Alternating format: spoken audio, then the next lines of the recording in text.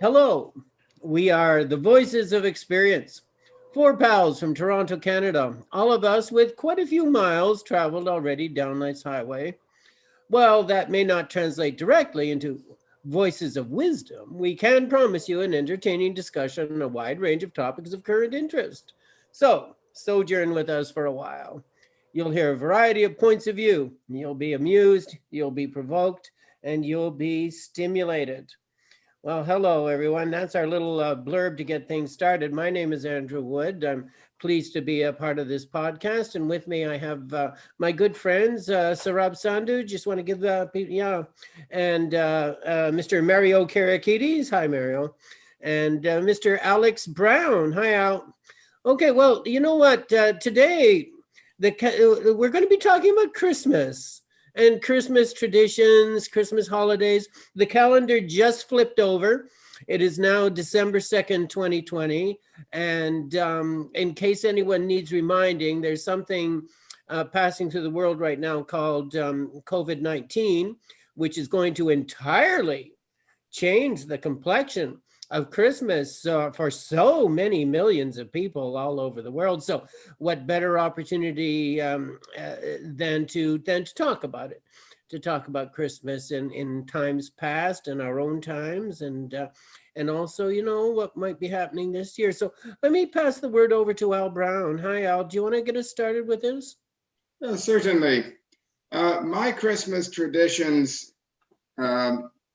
Some of the process that I've been going through for many years, decades now, is basically it starts around now and it doesn't end until about maybe January the 2nd, because there's a whole ritual or process going on through this. There's parties, there's meetings, there's gatherings, and there's always a sense that there's something special about this entire month. I work with people of a variety of religions. And so there's Hanukkah going on. There's a Christmas itself, and then there's Kwanzaa, and there's the groups that I belong to. We all have a lot of parties. It's a month of something that's very special for me, and it's also a time when I am busy plotting and planning my next excellent adventure, which I usually go on just after Christmas, or it's been my habit for the last 5 or 6 years to take off throughout as long as I can in January, leaving about the 28th or 29th. You know, I've been times in the past I've gone on vacation and to a resort over January, and they really know how to throw parties. Okay. So it's kind of fun to get away for that. Very good. So, yes, it's been a fun time for me. This year, though, none of that. It feels empty. I'm not even going anywhere in January. Oh, of course. Let's pass the word along to Mario next, and because you know what, all four of us come from such different backgrounds. I know, Mario, you have a very different story to tell about your experience with Christmas. Well, of course, and I mean the common experience that we all have this year, especially, is, as Al Brown said, it's going to be relatively empty. I mean, we can fill it in with our own perspectives, changing our mindsets a little bit to try to celebrate as much as we can. But the traditions are not going to be the same as they were in the past. I mean, quite honestly, traditions haven't been the same when I was a child than they are even pre-COVID. I remember as a kid living in Greece, and I'm Greek Orthodox, one of the things that we used to do is on Christmas Eve, and also on New Year's Eve and on January 5th, which was the on the Epiphany Eve, we used to go around singing carols for money. So sort of like trick-or-treating like we do on Halloween, but we used to do that. And I used to have this little triangle that I used to play walking around, you know, singing with a group of people. And, you know, everywhere, you know, we would get a drachma here, a drachma there, you know, and it was fun as a kid. And it's one of the greatest memories that I had. One of the things that I remember, though, is that Santa Claus did not come on the 24th on Christmas Eve. He actually came on January 1st in Greece. And he was not named St. Nicholas. He was named St. Basil. Oh my So goodness. go figure that. I don't know how that worked out, but he never, maybe he had a name change on the way over Oh, after he there's went to North America. I don't know. But the yeah. thing is this, we anticipated our gifts on January 1st. And Christmas was reserved for celebrating Jesus's birth and going to church, having a feast, all that. But the anticipation was for the gifts Isn't later that on. interesting? That's all new to me. I had not heard that. That's interesting. Well, I'm anxious to pass the word over to Sarab because Sarab, you don't come from a Christian background, so you have, of course, an entirely different life history. Do you want to? Yes, Andrew and listeners, I'm a Sikh, and Sikhs are quite different from Christians, but actually, in the end, everybody's the same. But I was on a ship, and on the ship, I was on a British ship actually, I was the only Indian there. And there were predominantly people from England and mostly people from Scotland. And in the company I was in, they were having two uh, uh, days to celebrate on the 25th December and 1st of January. The Scottish wanted on the 1st of January, and they wanted 20. They had a very good meal there. The whole day, weeks were left to make that one meal. Watches were swapped so that you could continue. Somebody else could do on 31st, and somebody could do it on 24th. And that was my experience of. And anyway, my father was in the Air Force in India, and we celebrated all these Christians Christmas every year in the officers' mess. They had a special party also. But I did some research on Christmas. Now, this is basically, it was called Saturnalia. Saturnalia. Saturnalia. You're talking about the Roman festival. Yeah. Yeah. See, what happened was, first there was a thing called Brumalia, winter festival, was the ancient Rome's winter solstice festival. Yeah. And they honored Cronus and Saturn. And then the renewal of light and coming of the new year was celebrated in the later Roman Empire as the Sol Invictus, the birthday of the unconquerable sun on December 25th. Yeah. And then that's how Saturnalia became Christmas, because Roman Empire came to being, and then I think it's no accident that this particular holiday is at the darkest time of the year, just at the solstice. I mean, that's what the whole thing is. I mean, basically, fundamentally, and of course, it has many Christian connections, as we know, obviously, on the surface of it, but it does go back far, far deeper than that. And we have lost the light. We have lost the light, and that light has to come back, and deep in our souls, through these months of darkness. That's what we're looking for, and we use our little artificial lights, of course, in the meantime, to light up our homes and our neighborhoods, and of course it keeps our spirits up. I mean, this is the sad season for many people. It's a long season, certainly here in Canada. Okay, well, let me not ramble on too much about that. I do want to talk about my own Christmas history, though, because when I was young, growing up in Canada here, I must say that I probably had a typical experience of Christmas in many ways. We were Catholic. And I say we're Catholic because I haven't observed since adulthood. But as a young boy, I was the altar boy at the Christmas midnight mass. I was one of those sweet angel robed kids, carrying the big candle in, and we wore red robes on that day.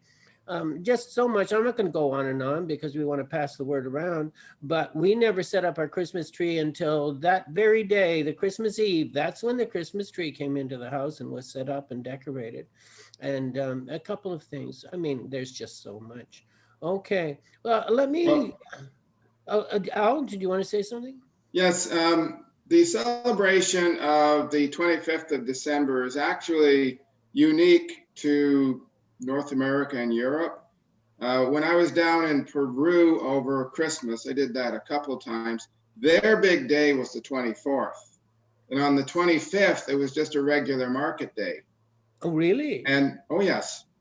And while they a lot of people now celebrate the 1st of January as the new year. There are a lot of traditions that do not. For example, in the Jewish religion, I think the new year comes in September. I'm sure one of the listeners will correct me on that and whack me on the head for it. No, I believe you're right. But back over 500 years ago, the first day of the new year was actually in March. And I think it was about somewhere around 1500 AD, there was a switchover because it seemed reasonable. I think it was Russia decided to make the change arbitrarily, says, right, this is what we're going to do.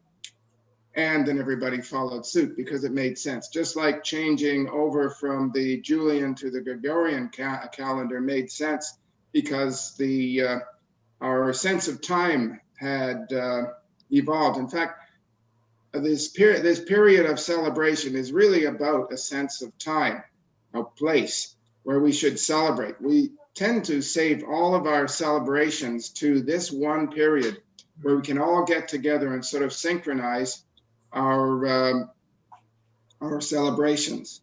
It makes a lot of sense to me because, you know, it's really all about getting together with friends and family and having some fun. And that's what is going to be different about this one. I enjoy getting together with my friends and family and especially you guys over Zoom, but it's just not the same as us sitting down together and talking things over. No, well, and I agree with Al, and let me just tell you this.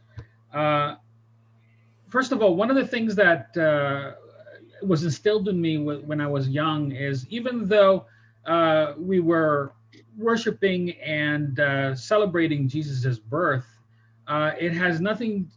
My parents used to tell me that it transcends that. And it transcends just the religion dogmatic part of it. What it is a celebration of love.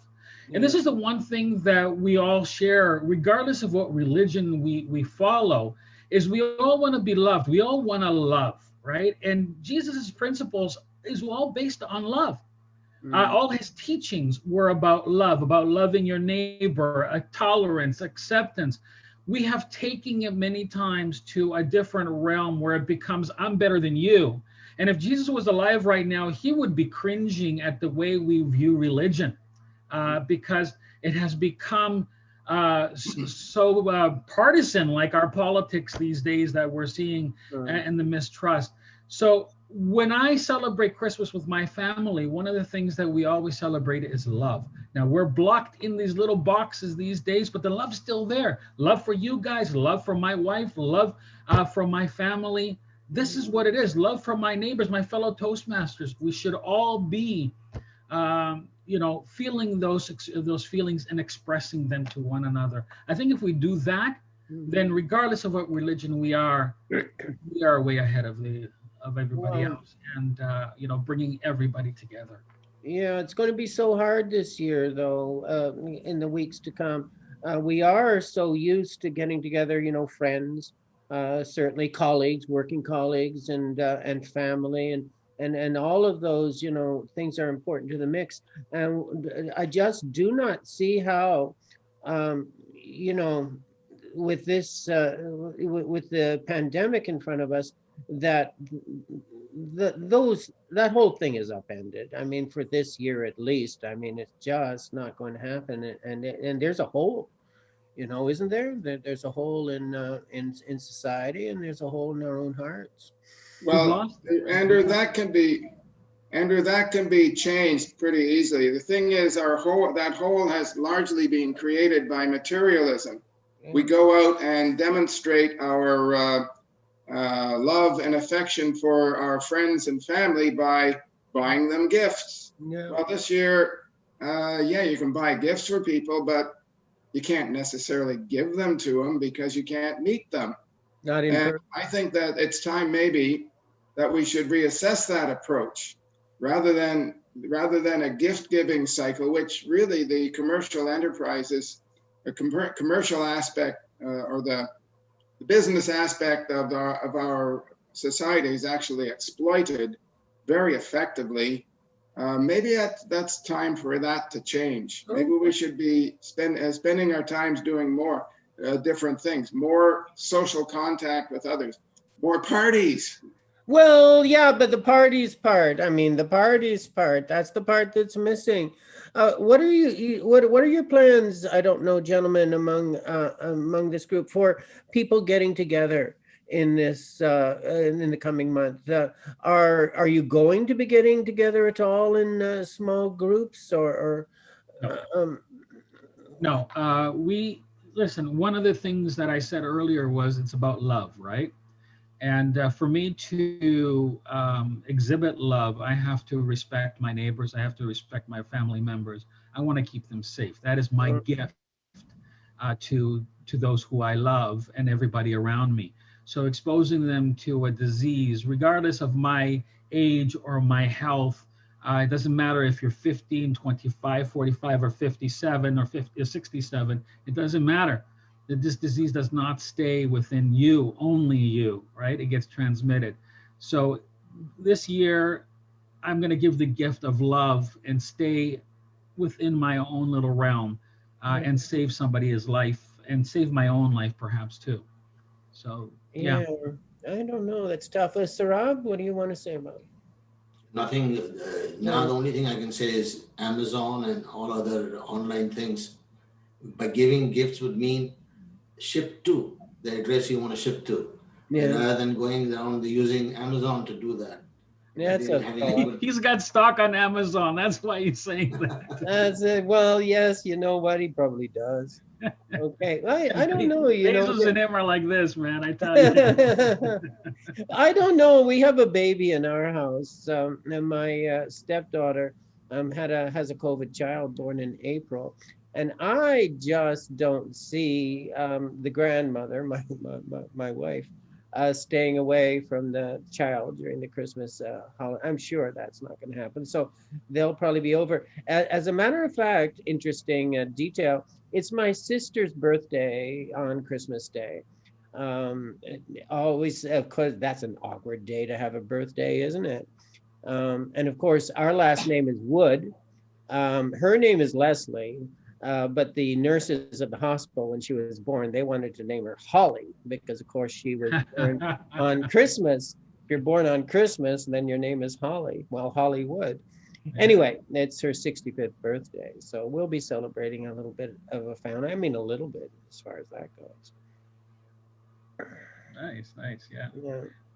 I mean, it's all part of the experience that we all have, right? And you know, I'm not saying that you shouldn't be part of a family unit as long as you make sure that family unit is protected, right? No massive parties out there. Not this ridiculous thing that we're seeing of people trying to break the rules because they've had enough, right? And they perpetuate the problem for us. Even though they don't see it, they would argue to death that it's not their, you know, they're just defying and they're being proactive to trying to help humanity. But you know what? It's time to really look back and value the principles of brotherly love for one another. And I think that is what Christmas represents in many ways. And I'm going to end with that particular little saying from my end. Yeah. Okay. Well, thank you for that. There, Al, we should probably start just summing things up. Do you want to give us your thoughts? Yes, I think we should all stay positive. I mean, the spirit of the season hasn't been killed off, just our activities. It's really the spirit of the season. And what we should do is look forward to the coming year with a bit of optimism. There is light at the end of the tunnel, but it's still a long tunnel. So we're going to get over this pandemic, and next year we're going to get back to normal. We should make the best of what we can, visit our friends on Zoom or whatever other system we use, talk to them on the phone, and maybe send them a few gifts, or just try and have some fun, or maybe just get outside and enjoy it. There's the fresh cold air can really invigorate your heart as well as anything. And that's one of the best things one of the things I always remember from Christmas in the past when I was at home. You could go outside on Christmas Day or after, and if there's some snow on the ground, you can just go around and have some fun in the fresh air. Yeah. Okay. Well, that's good advice too. Excellent. Thank you. Saram?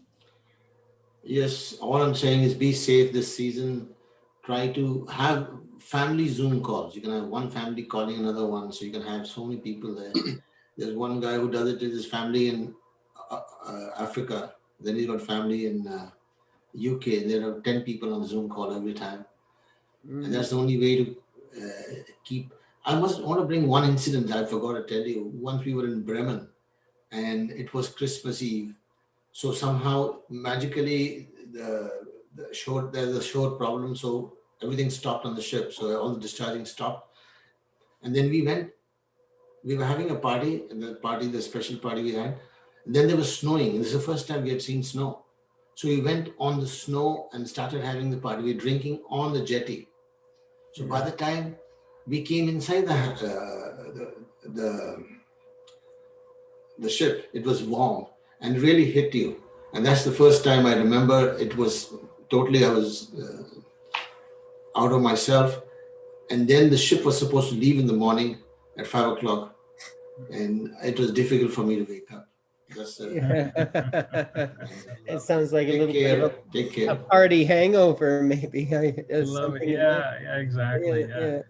Yeah. Well, you know what? This is a special year. You know, I guess we need to be kind to ourselves. I was thinking a couple of weeks ago, I was pretty morose about this, that I wouldn't even set up any Christmas decorations in my home, for example. You should. And well, that's it. You know, I think I will. I mean, I will. And we'll try to make some of that happen. If you have kids and you're lucky enough, you know, during this season to have kids at home or grandkids, I guess, then right there, you're going to have a pretty good Christmas, because Christmas is for kids too, right? Isn't it? So that's going to help right there. And yes, so let's make a point of reaching out to each other and reaching out to our families as much as we can in these circumstances, even though it may well be virtual. And you know what? In years to come, I think the COVID-19 2020 Christmas holiday season, as with so much of this year, will become legendary.